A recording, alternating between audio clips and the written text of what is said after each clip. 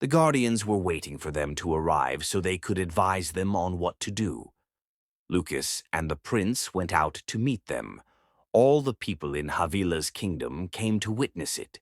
The queen and the maidens were already there, but the king wasn't permitted to come because of the fear he would say something and worsen the situation.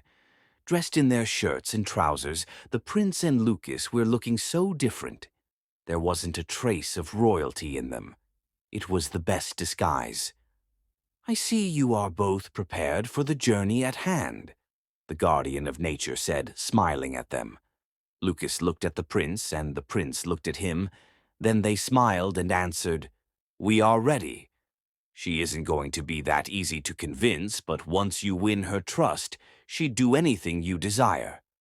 What if she refuses to come with us? Can we bundle her up and bring her here?" The guardian smiled. "That wouldn't be necessary," said the guardian of authority.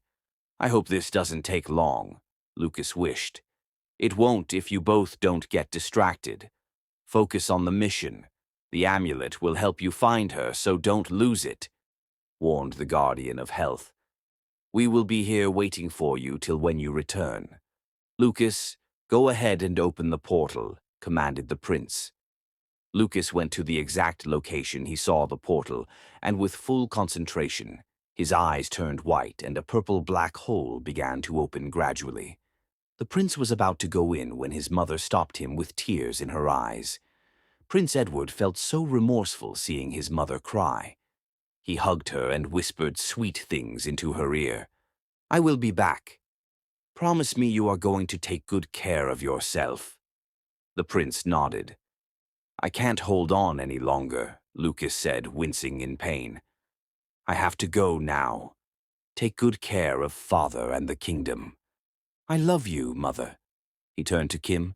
"Take care of them. If anything goes wrong, I won't hesitate to have your head on a platter of gold."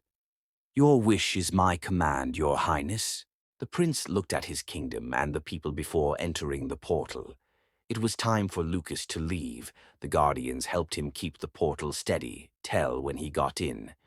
After they had both entered the portal, it disappeared. "Your Majesty, command that the people return to their houses."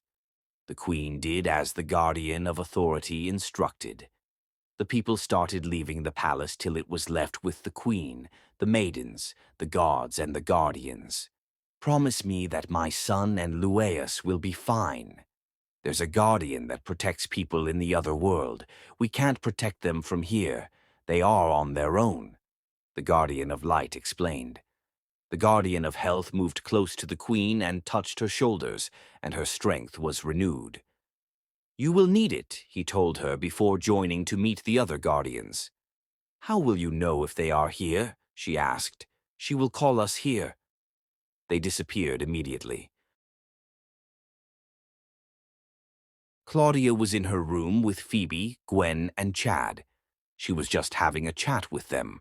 She was sitting close to the window while watching the birds in the sky when she noticed a flash of purple light.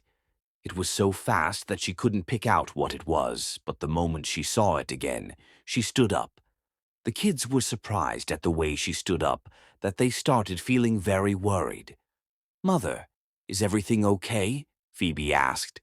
Claudia turned to them with a smile. "I will be right back." She grabbed her car key and left the house.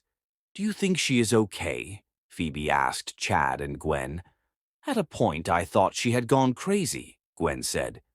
"Me too," Chad answered. "Don't you think we should go with her?" Phoebe asked.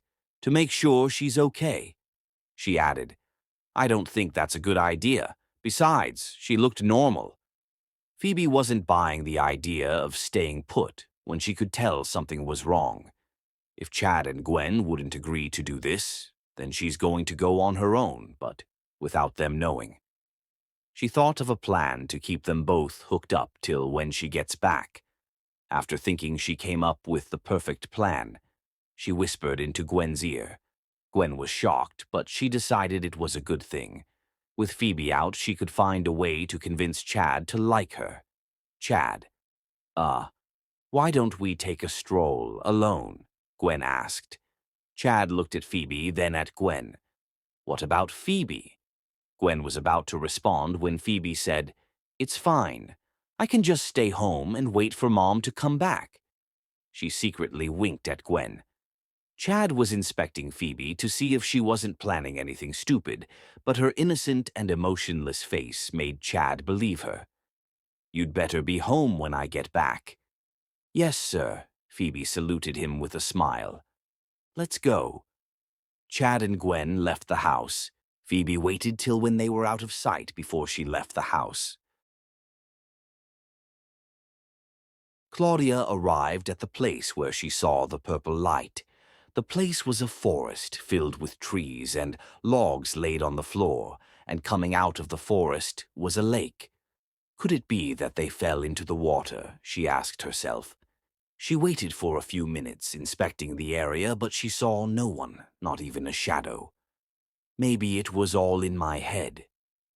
She was about to leave when she heard something. She tried to move nearer when she saw two people rolling down, and straight to the lake they went. She was surprised to see a girl and another guy inside the lake.